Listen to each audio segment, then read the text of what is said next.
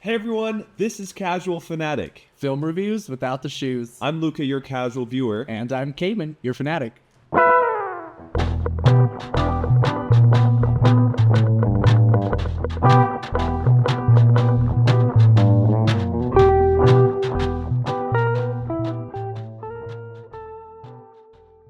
What up? Hey man, How's it going? it's going well. It's snowing outside. It's bright out there. It's so bright outside. I mean, it's already kind of blowing out here. Super bright outside. It's snowy. It's going to be really cold this weekend. We have What is like -6 at one point? yeah, negative fucking cold. Negative Negative cold. -6, -7. Wild. Absolutely wild. Pretty cold. But it is a 3-day weekend, so that's pretty fun. Did you not know about that? No. It's a 3-day weekend. Honestly, I might have to check my work calendar. I don't know. No way. Martin Luther King? I'll check. I've had jobs where I didn't have MLK off, so I that's would not be surprised. Okay, yeah, the look that you gave me, I knew you didn't know. So, I knew it was Martin Luther King Day. I didn't know it was the day off because I haven't always had that. okay, well, I hope you have the day off. I hope so too. That would be nice. But yeah, just hanging out. We're gonna have a game night later tonight. Nothing's really changed since the last time we talked. Just worked, and here we are. How's work been? Pretty good. It's kicking up 10 notches. Yeah. I feel like the holidays was really busy for me at work. I feel like I'm like 1 or 2 weeks away from it starting to slow back down. Really? Yeah. That's good. I know you did your first session as a P. Yeah. I kicked off my first, or sorry, not kicked off. I finished my first revision as a PM. Nice. Yeah. How was that? Stressful. Yeah. There was a lot just coordinating with everyone, and like it's because in a PM position it feels like everyone kind of wants to point the finger at you, and so like when shit is other people's fault and you're like, no, but like I'm late because that person was late and I needed their shit to do my shit. Yeah. But it was good overall. Yep. Nice. That's huge. Or having to like call people and be like, so you gonna send this to me? And they're like, we're trying. And I'm like, okay, well. Damn. So it's a lot of waiting around, or you're still doing something while... I mean, I still have other stuff to do, but like for instance, we had Who are you coordinating with? Is it like MEP, civil, that kind of stuff? Yeah, because it was like part of the revision is like making sure that like the stuff that we change gets reflected in the stuff that they change, and likewise. So we had a deadline on Tuesday for them to get their stuff into me at 9 a.m. and then I was supposed to like redline all of it and send it back to them by 2. Yeah. I got one person sent me something at 3, and then the other person didn't send it to me until like a day and a half later. I was like, so now I can't do my job because you guys didn't send me the things that I need. That's not fun. Yeah, on Friday I had my first call with a client to where the client was complaining about a sub that we have under our name. And so now it's like this whole thing where like we're trying to get them to like communicate, because it's a communication thing, but also something's going on. And now we're going to have to talk to our contractor's boss, and then we're going to have a meeting with the contractor and his boss on Tuesday.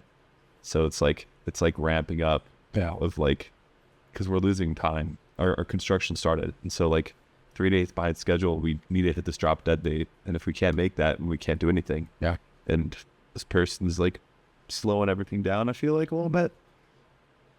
I don't know if there's a good reason or not, but We had the crazy program manager called a meeting with all of us project managers yesterday, and basically like told us to like not to be rude, but like you have to kind of like chew people's asses out when they're late on stuff, because they're like, if we are consistently late, then that looks bad towards our clients. So we need to make sure that our consultants are on time so that we can be on time. Absolutely. And then like, because I think civil is under a separate contract, but like structural and MEP are contracted to us. So if they're consistently sending stuff in late to us. If it gets bad enough, we can just choose other consultants. Right. Yeah. Dang, that's weird that you're in a PM position and you're coordinating. I feel like that's more of like a PA thing. Because I don't know if they under a PA, Yeah. and I'm coordinating with all our subs, MEP, and like sending things back and forth, and doing the CA on it. And our PM is just there for like contracts. If somebody comes across his desk, he writes the contracts and see. part. At my last job, my PM there used to work in New York, and she said that she had a similar sort of situation, but I think her roles were reversed. She said her PM was in charge of all of the like, I guess like non-design stuff, and the PA was just like basically. Like, I guess they were both doing coordination, but, like, one of them was doing coordination in more of a business. So I guess maybe that is what you're talking about. That's what I'm talking about. Yeah. But I know, like, none of the jobs that I've been at have had that separation. Like, there is no PA position. It's just all PM. Gotcha. Okay. Yeah, it's a lot of coordinating. That's for sure. Yeah. Sweet. Well, what are we talking about today? What's going on? You know how last week you mentioned you thought people should watch more movies with subtitles? I did. Yeah. Yeah. Hopefully no one watched the dub version. And fun fact, my uncle is the one who translated this movie. Oh, wow. Yeah. So That's kind of cool. that's pretty fucking neat. We haven't mentioned it yet. We're watching 2023's The Zone of Interest, which was directed by Jonathan Glazer and written by Jonathan Glazer based on a book by Martin Ami, I think, because he's French. I just want to like look through IMDb and see if we can find your uncle on there. Yeah. Let's see. I don't even know. I guess I can. What's the name? Just type in Chudoba. See if you do it here. No results. Yeah. That's rough. Maybe it's under like his company name, which I don't know.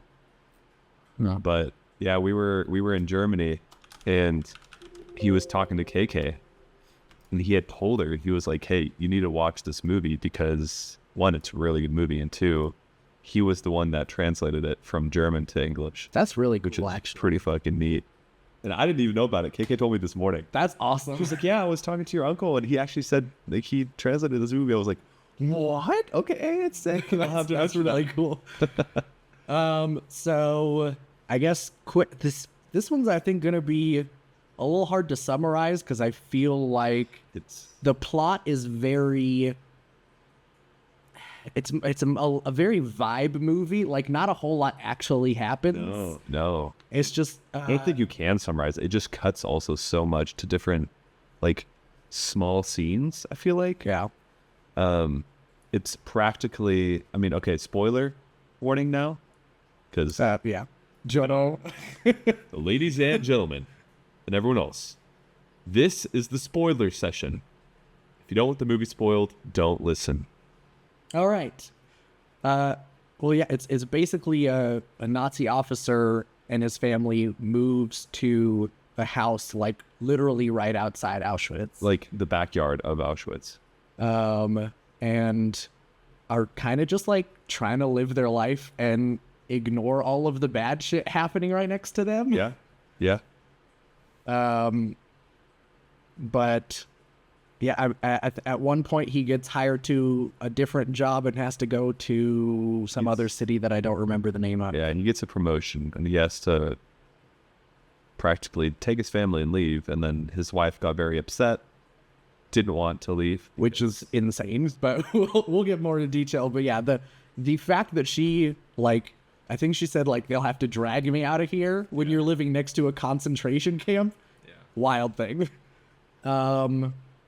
But yeah, I guess that's pretty much the whole movie. It's just life as, yeah, it's just living like outside. That's it. There's no, it's a movie to where in the background, if you like really think about it, you know, terrible things are happening, which you hear audibly, more. Well, you hear it quite a lot, Yeah. and then you also see the smoke, like fire. You never see any. I guess like there's one shot where through the grass you can kind of see some people, but I don't think you ever see any Jews in the film. I think you do. But what did you think about Zone of Interest? It's not at all what I thought it would be. Okay. It was definitely like a, I don't know, like an eerie feeling movie the whole way through. Nowhere in it are you comfortable. Nowhere in it do you feel like good about anything.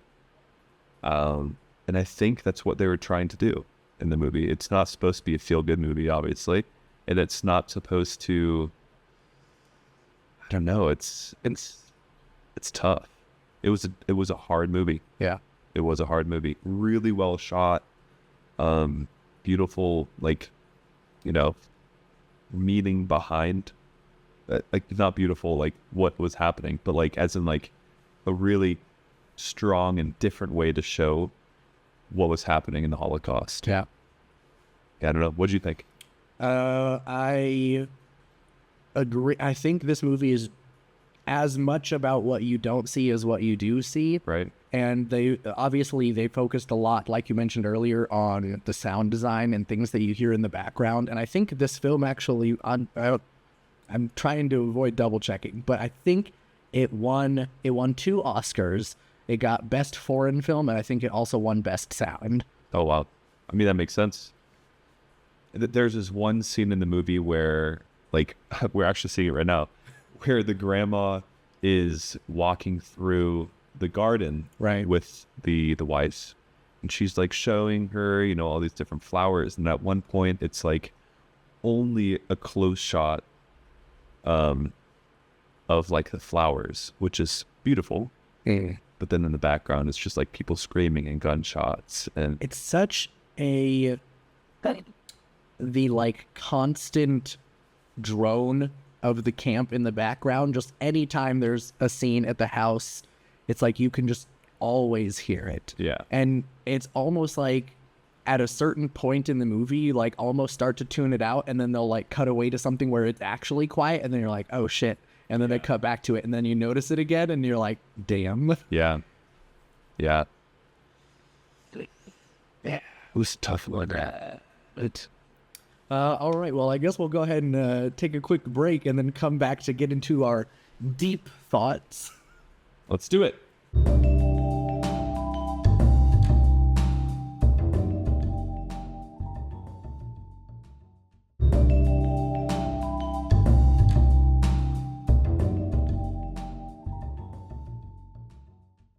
All right. We're back. The first note that I took actually was just long ass intro, because I literally I thought the movie was broken for a second, because it pops up the title Zone of Interest, and it like the slowest fade to black possible, and then it's just black for like 2 solid minutes. Yeah. And I was like, what is happening right now? And apparently it's something that like this movie or whoever shot it, the company, does. Interesting. Also, like the weird, like eerie noises that you hear here and there, apparently throughout the movie, it incrementally gets longer to symbolize that you're almost at the end. They did a similar sort of shot with, there was a close-up on, like I'm not good with flowers. It was some red flower. It wasn't a rose. I know it wasn't a rose, but it was one of those like really frilly looking ones. Lilac. Was it a lilac? The lilac's red. I don't know. I thought that was a purple flower. Snake. And then, but a red flower, and then like slowly the entire screen fades to red. And I think that the only 2 times they did that was at the beginning and with the flower, but just like moments to really unsettle you. Yeah. And like it's hard also for me to like figure out the meaning behind why. Yeah. And I really do think like the red just symbolized blood. Like all these beautiful flowers is because of the blood of the Jews. When I think, even because speaking of like very like singular moments, I think the only time we actually saw blood was there was one time he came home with some other officers and he left his boots by the door, and then one of the like house helper people took the boots and washed them off, and you could see there was blood on the boots. But I don't think there was ever any other moments where there was actual blood shown. No. I found out also afterwards that was meant to be blood. During, I just thought it was mud. So, if you ever watch this movie, that scene is blood. But yeah, just the way that everyone is so nonchalant about everything, and like they're like having just a casual business meeting about like, I've designed a new furnace that can burn 24/7, and they're like, this is a good design. Yeah. Fucking wild. It's an interesting movie, and you were speaking of like unsettling how unaffected the people are by what's happening around them, and you can see that in like the family's everyday life where, you know, screams are happening, but then on the other side of that wall, they don't even hear it anymore. They're just living their life, having fun, you know, playing with toys. And the wife is like perfectly happy to be there, doesn't want to leave. Yeah. And I think you can like, you start to see a hint of it, because that's why her mom leaves, is because you see the several shots of she wakes up coughing because there's ash in the air, and so she has to like go and close all the windows. Yeah. And like looking out the window and seeing the flames coming from the furnaces, and she's just like, I can't be here. Right. I wish we would have seen like a hint of what was in that letter that she left. Yeah. But yeah, I was about to bring that same thing up. Like the grandma, she came to visit for a short period, and she obviously wasn't used to any of that. And you could tell how much all of it affected her throughout the whole everything. And I think she was also just like aghast at how normalized it was for the family. Yeah. And she even talked about like, there was some Jewish woman that she used to clean for, and she was like, I wonder if she's in there. It's like, She is. insane. Yeah. And they're like casually trying on clothes from the prisoners that they're just like, oh, well, we killed these people, so here's all their clothes. Yeah, we watched like a movie recap after we watched the movie, and in the movie recap it said that another way to show how unaffected they were by it is by showing the wife treating the Jews and then coming in as a new wardrobe, as like a shop. Like, hey, look for some chocolates. That's crazy. Yeah. Like, she's like, oh, what do I want today? Oh yeah, chocolates. Go see if what comes in today has any chocolates anywhere. Like, that's just unbelievable. And the crazy part is, like, that actually happened. Yeah. It's a true story. And I was having a talk actually with my PA the other day about politics here in the U.S. And then we started talking about like Germans and this type of thing. And he was asking me how, you know, we treat it in Germany. And I was like, look, like practically head on. We know what happened. We do our due diligence to teach the kids, the youngsters that are, you know, coming in, and I know what happened. We're apologetic for it. We learned from the mistakes and hope that it never happens again, because it was terrible. I know they have like very strict laws on like what can and can't be, because like I've seen a lot of like educational YouTube videos where they'll be like trying to talk about Nazis, but they can't use a swastika because apparently that causes problems on German YouTube. And I don't doubt it. Yeah. Because they're also fighting neo-Nazis over right. And it's like, I guess like the intent of the law is to stop people from trying to legitimately use those symbols again. Right. Right. But it makes me wonder with like films like this, like how they handle that. If it's like, which is interesting because in this movie, I think I only saw the swastika symbol like maybe 3 times. Yeah, it was like on the children, I think. Was it on the children? I think because one of the boys, like they were running after school, and he like dressed up and put his armband on. Oh, okay, so there was an armband. See, that's what I didn't see on the generals ever. I didn't see it on any. I only saw it on really the kids. Interesting. Yeah, I saw when he was like petting the dog at one point.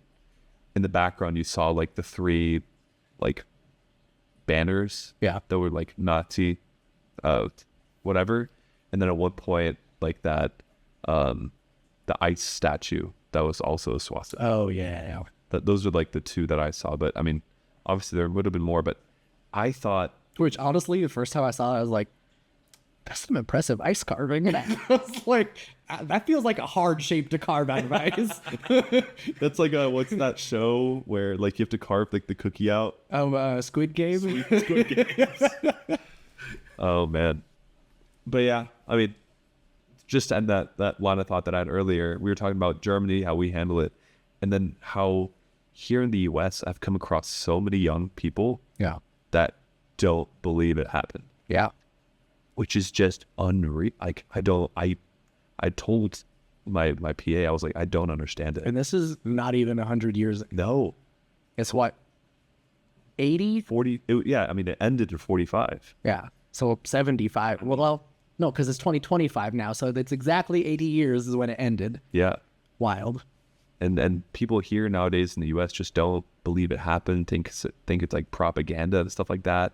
I think just the spread of misinformation, because like people also don't believe the moon landing happened. Like there's just wild beliefs. But I think going into applying it to the modern day, I think obviously this is a Holocaust film, but I think there's also a second layer where it's like almost not really a Holocaust film, and it's sort of like showing this story as an example of the way that a lot of people are now, where like there's this tendency for a lot of people to, if your life is going well, it's a lot easier to just ignore the bad shit happening around you. And I think maybe not to the same extreme, but I think a lot of people today do take part in that kind of behavior where they're like, I don't need anything to change because I'm happy.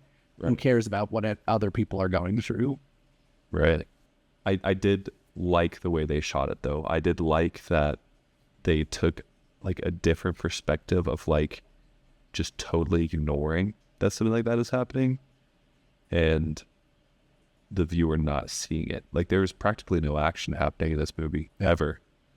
But like you really do get it was quite a vivid insight on like the life outside the camp, which I think is really interesting because I'd never, thought of the families of the generals, like what they were doing. Never once did that cross my mind to think about.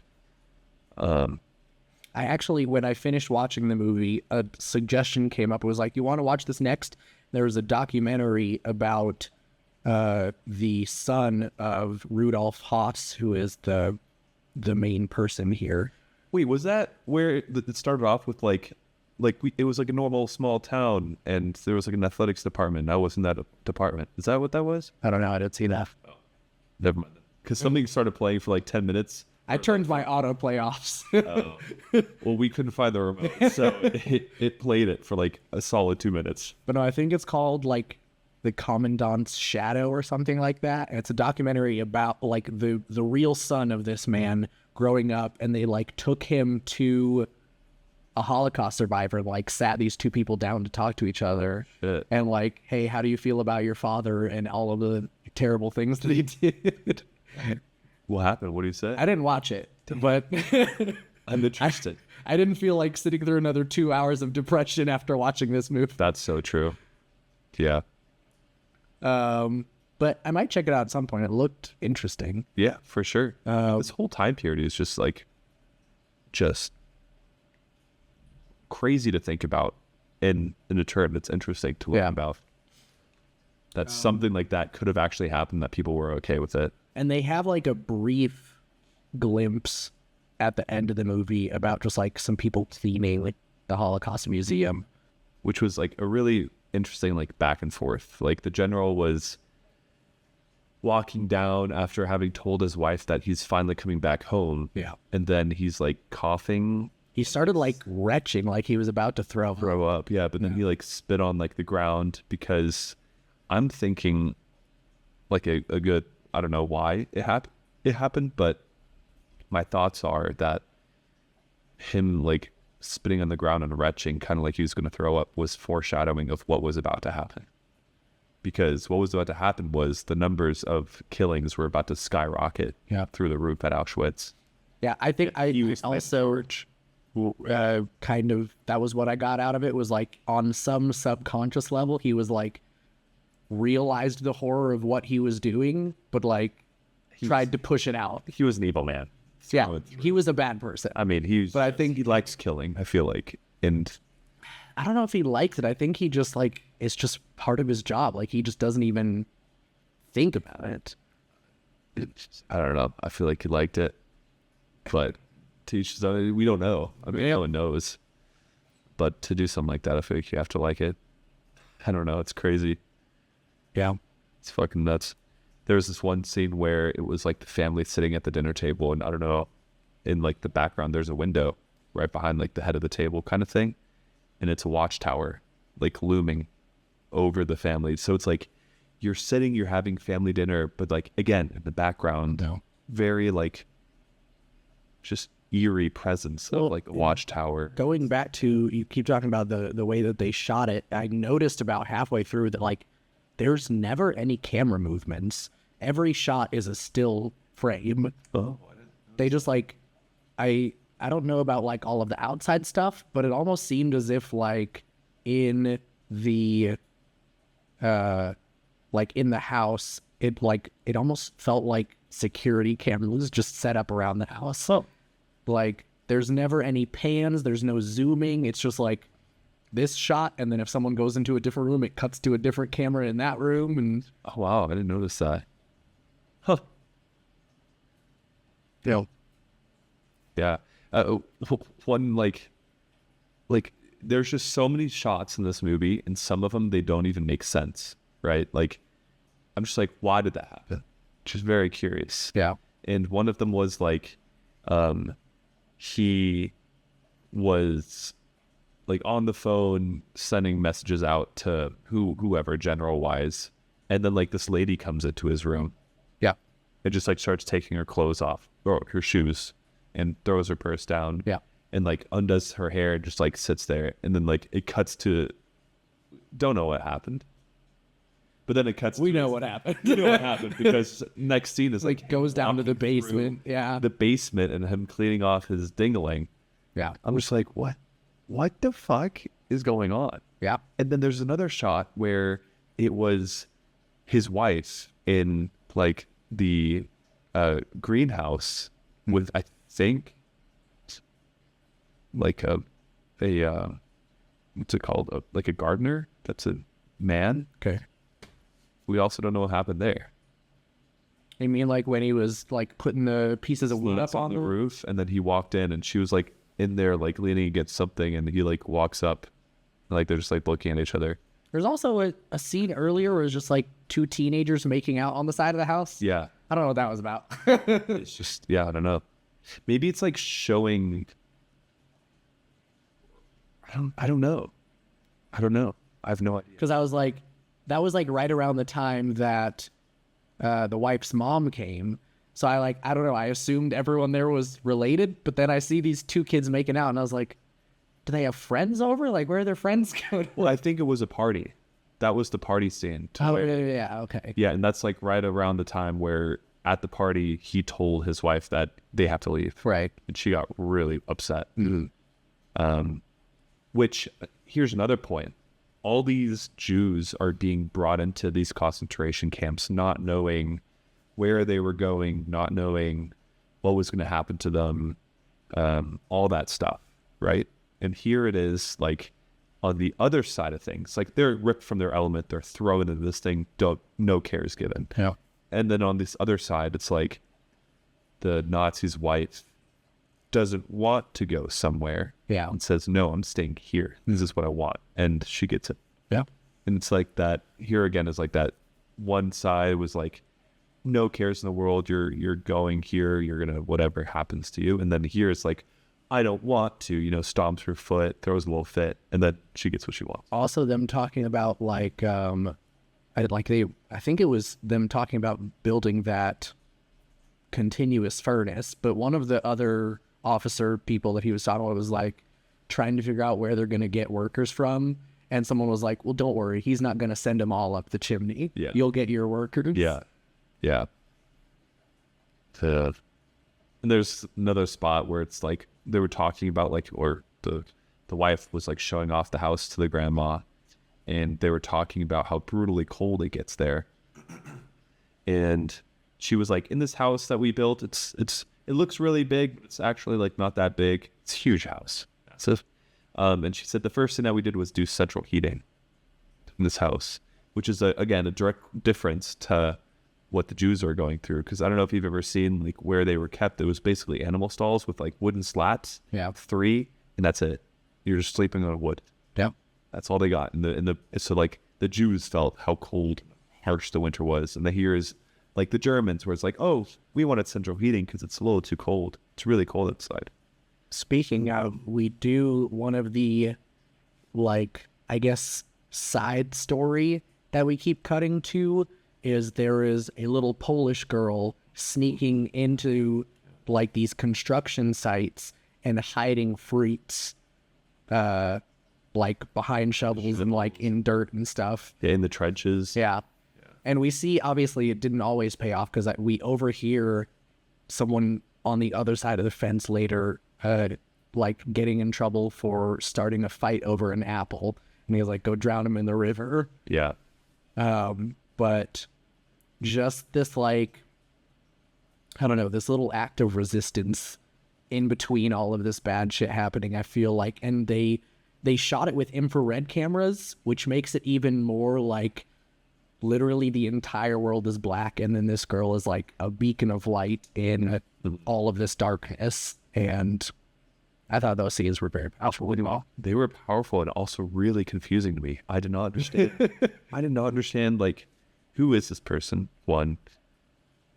And for a hot second there, in my mind, I thought that these apples were being placed so that they could flee, like a safe route to I thought that at first, and when she was like putting them in the ditch, I thought that because they were also like the scenes were like voice over with the commandant like reading bedtime stories to his kids. Yeah. And the first one, when she was putting them in the trench, was like about people following a butterfly or a bird or something like that. Yeah. And so I thought that those were supposed to be connected, but then later I saw that she was just placing them wherever she could hide them. Yeah. And the second story, I think, was like Hansel and Gretel or something like that, right? I don't know. But they were, again, very powerful scenes. Don't exactly understand how they fit in to the plot. Whatever that may be. Yeah, I think those were more towards the symbolism of the movie and not necessarily the story of the movie. Gotcha. That makes sense, yeah. And at one point she finds like a little canister with a crumpled up piece of paper in it, and it's like sheet music, and she goes home and plays it on the piano, and then we don't hear the words of the song, but they like are in subtitles on the screen. And it is like an actual poem from a Holocaust survivor that they wrote while they were in Auschwitz. Yeah. Powerful. Literally, when that piano scene came up, so my cat was like laying down, we were watching it in bed, and she was like sleeping, and then the piano scene came up. She like literally propped up and just watched the TV the whole time the piano scene was going on. And then when the piano scene finished, she like jumped off and like went somewhere else. That's crazy. It was like a weird thing. I was like, she's really into this piano thing right now. She was like literally like just staring straight at the TV, just like super attentive. And then the piano stopped and she like walked away. That's weird. I was like, what the fuck? It was crazy. I mean, also the one scene where they were out, the dad was out with the kids in the canoe. Oh yeah. And he was like fishing and the kids were playing, and then all of a sudden like he like bends down and like picks something up, and I think it was a jawbone. Yeah. And then he like looks around and sees like there's ash just coming. And you like you see it before he notices, because it's like a wide shot of him standing there with a fishing pole, and then the water just starts to turn gray, and you're like, oh no. Yeah. Yeah.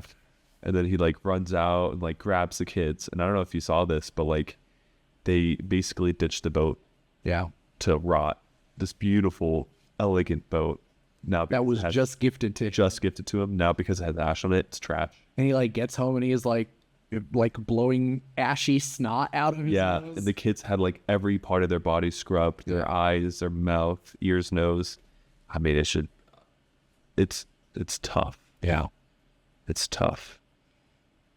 And going back to like the I guess part of the reason why I feel like in my mind he was just thinking about it like any other job and not necessarily like taking any pleasure in it. It was the scene at the party when he's in that other city and he's just like walking around quietly and kind of just like not talking to anyone, and then he calls his wife later and she's like, oh, who else was at the party? He's like, honestly, I didn't notice. I was just thinking about how I could most efficiently gas everyone in the room. He was like really hard to hit high ceilings. Right. Yeah. Like, I feel like he has pushed his entire life into this little box of just like, I'm just working. How to kill people. Yeah. Like, killing people to him is just like, this is what I do. It's fucking nuts. And honestly, I don't know. To me, that almost feels scarier. Like, I feel like someone who takes pleasure in hurting other people is like, I don't know, I can understand that to some degree. But just being completely devoid of feelings about it is like, what kind of person does that? Yeah. Yeah. It's wild. It was a weird, it's a harsh movie, I would say. Yeah. Probably the hardest, toughest movie we've watched. That's for sure. For sure. Yeah. And it just leaves you, at the end, it just leaves you with like this unsettled feeling. Yeah. It just leaves you not feeling good. Which is good.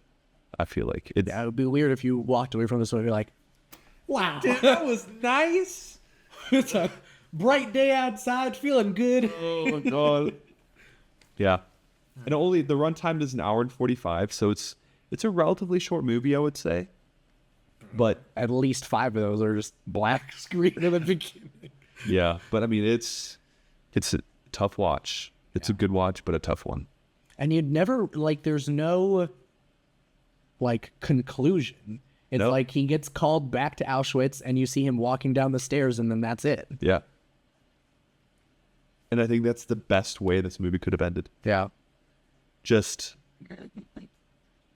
seeing present day interior gas chamber and then seeing it flipping back to 1943. And just the all of those display cases where it was just mountains of shoes. Yeah. I've been to one of those before in Europe. Yeah. One of those museums. It's unbelievable. Like you can like literally read like and see handwriting of like these people of like they're on their suitcases. It's like such a weird thing to see. Like these people literally didn't know. Yeah. They didn't know what was happening at all. They had no idea because no news ever was able to travel back. Like, hey, run. Yeah. Like they thought they were just like being sent to a different area to live because of the war. And it was not.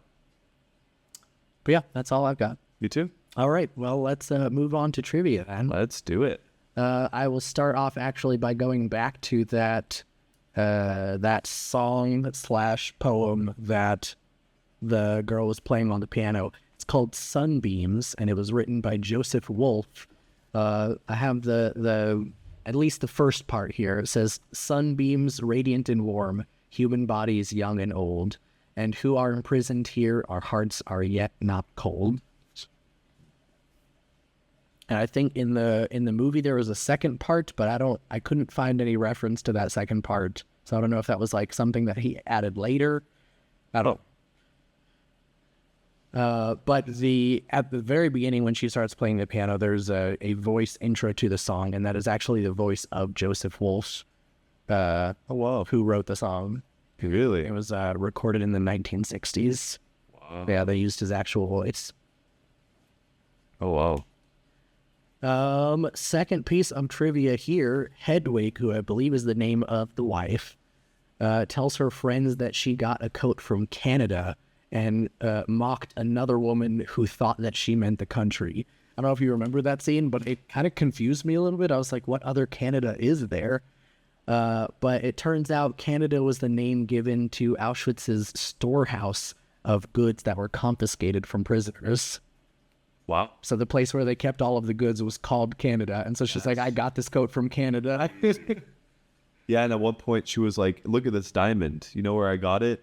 In my toothpaste. And she's like, no, I'm ordering a lot of toothpaste. There's more diamonds in it. Wild.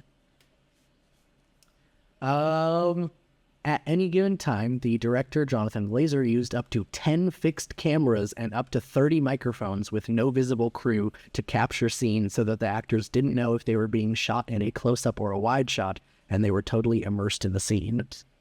Wow. That's cool. So yeah, they practically just like, they took that house and they were like, camera, camera, camera, camera, and then just let the scenes play out. That's why there was no movement. Yeah. Which I think worked really well. I was gonna say, like, the movement through the house and then just doing things really did feel natural. It didn't feel like, okay, now action. And they also didn't really like use a whole lot of color grading. Like, it was all like very like natural light. Yeah. There was just like, it made it feel like you were literally just like peeking through a hole, like spying on them. Yeah. Due to the unconventional camera setup, they had over 800 hours of raw footage when they started editing. Oh. You guys got a lot of work from. Have fun. That's wild. And because imagine, like, if you just have all the cameras rolling all the time, if a scene's happening in this room, you just have, like, footage of an empty room for... True. Yeah. That's just unreal. I mean... This next one is kind of long. In a interview in 2023, Jonathan Glazer spoke about the real-life origin of the little girl who leaves food for the prisoners overnight. He said, this girl is playing a woman named Alexandra, who I met when she was 90 years old. When I started going to Auschwitz and I started thinking about this film, obviously everything you're dealing with is pitch black. The horrors of it all are very oppressive even to think about. And there were many times during the evolution of the project that I felt I couldn't continue with it because it was nothing but darkness. A friend and one of the co-producers, Bartek Rainsky, started to research people who still lived in that area who were alive at the time, and in fact some of them were children who were basically partisans working with a resistance movement called the AK that was sort of a Polish underground. They were running documents and they were sharing information in and out of the camps because they were children, they were suspected less. I met this lady and she told me her story, which was what you see in the film. As a girl, she worked in a coal mine, but actually wasn't down in the mine. She was a local Polish non-Jewish girl who lived locally and felt compelled to do what she could for the prisoners. And part of that was that she would leave food for them in construction sites at night where she was less in danger than she would have obviously been during the day. We talked about the film being seen through a 21st century lens. It was about making sure that all of the cameras needed to be as sharp and unadorned as possible, not using lights. We didn't use film lighting, and as a result, you're then working within the limitations that you've set for yourself. So you have a scene like this, a girl in 1943 in a construction site that was full of slave labor during the day. How are you going to see her if you can't use lights? There's no ambient light anywhere that you could justify. So Lucas Dahl and I talked about how we could see her, and really it just came down to what is the only tool that exists where we're able to see something that our eyes couldn't, and that was a thermal camera. Then we went on a long and very difficult journey into that technology in order to capture the sequence. So you're not seeing light recorded here, you're seeing heat recorded. And I suppose it's a pretty dramatic shift in imagery from everything that you've been seeing up until that sequence. But it's presented with the same intention and the same commitment to the dogma of 21st century tools. It's present tense, the aesthetic follows the fundamentals of it. There's something very beautiful and poetic about the fact that it is heat and she does glow. It reinforces the idea of her as energy.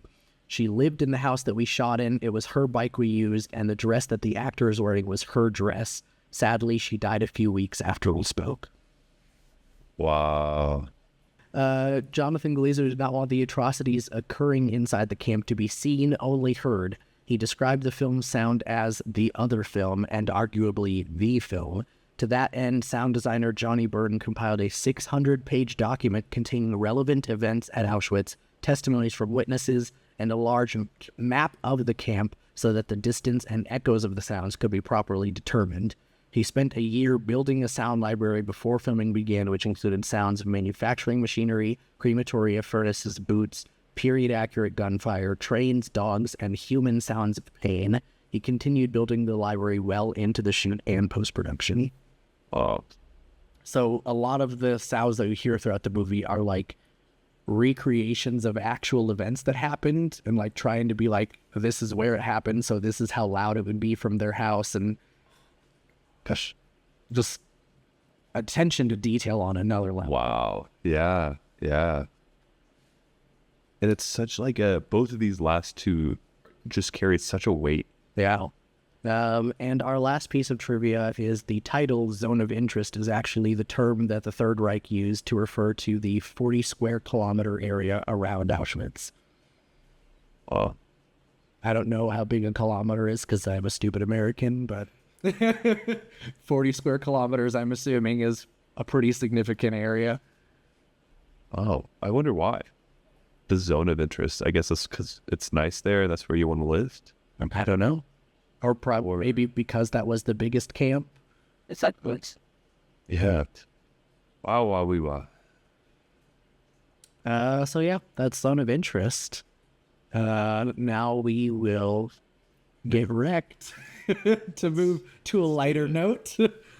I mean, even this podcast is like, it's like the weight. It's a lot. It's a lot to deal with. Yeah. I really do. All right. Tell me you go first. I felt like I had something, and now I said, "Do you want me to go first?" And then it left my mind. Okay. Give me a second. I will stick with the German theme that we've got going on here. Since this is a German movie, a German game that's been around for a long time is called Mensch ärger dich nicht. And it's direct translation, it's person don't anger yourself. And I've heard there's a few games What kind of game is that? It's a board game. Okay. To where you have 4 pieces and you want to go around the map, so to say, and then get into your slot where your 4 pieces are. So like, sorry. I think that's probably the exact US version of it. I think so. Yeah, but it's a fun game to play. It's there's a lot of rules. Well, there's not a lot of rules, but there's some specific rules that are important. Yeah, it's a good game to play, and if you haven't played it, So there's also you can play with 4 Trouble? or 6 people. Trouble is also very similar. That's the one with the little bubble in the middle. No, not Trouble. This one you just have a dice, and you have to roll a 6 to get out of like your little area, and then I think that's honestly closer to Trouble than I did. Because sorry, instead of a die, you have cards, and you pull a card with. Kate's told me about that one. Yeah. She's told me about that one. But Trouble, it is a die, but the die is inside of a little bubble. So instead of rolling it, you pop the bubble, and that's what. Oh, interesting. Yeah. Huh. Trouble. Let's see here. It kind of looks like that. Yeah, actually. Yeah. So you pop that little bubble, and then you move your pieces around the board and go back into the middle there. This one looks pretty boring, though. That's what it looks like. That's what that one looks like. Go new tab here real quick.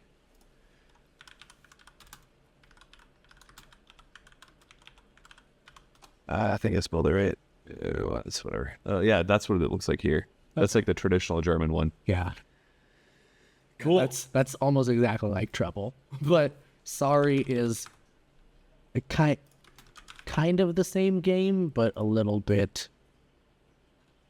Yeah, so in this one, you have cards in the middle, and then you draw those, and then there's like these extra things that you do here, and yeah. Spice it up a little bit. But pretty much same game. Well, there you go. Because we're gonna have a game night tonight. I don't know if we're gonna be playing this game, but Is this even available in America? probably. Do you have this game? No, but we did gift KK's grandparents this game from Germany, so we brought it English. over. Man, don't get angry. Yep, that's the direct translation. But yeah, that's my rec. It's a pretty fun game. Cool. Just make sure you read the rules beforehand. Oh, also one last thing I completely forgot to mention earlier. Zone of Interest had $15 million budget and made $52 million. Wow, that's pretty good. Yeah.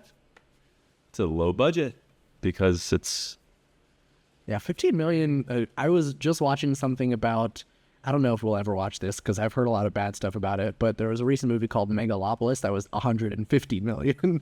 Wow. So this is 10 times less than that. jeez Louise. And it was bad, you heard? Yeah. And it's by Francis Ford Coppola. Oh. Damn, 150 mil? That'd be nice to have, huh? My recommendation, I swear I had one. I can't think of it now. I'm so frustrated. I've got one. If you are like me, a little nostalgic for some old video game experiences, go ahead and download Clone Hero.